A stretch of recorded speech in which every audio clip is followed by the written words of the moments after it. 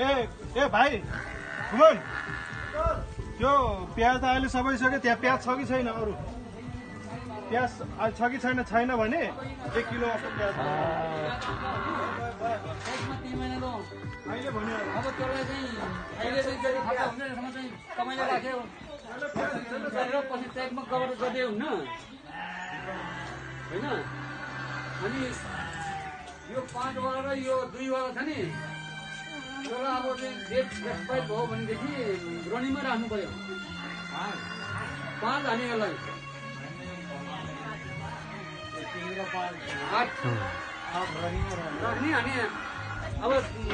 उसमा कति खर्च हुन्छ पिजमा हो कि राख्ने हो यो होइन डेटले कुन यो 8औं महिनामा राखेपछि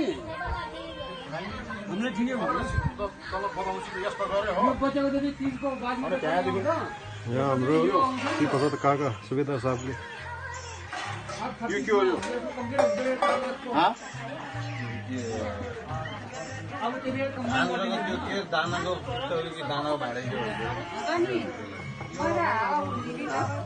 यो सबै मिलाएर लास्टमा यसमा चाहिँ 8 सब्जी कम्बाइन गर्ने त्यतिखेरसम्म 3 महिना राखिदिने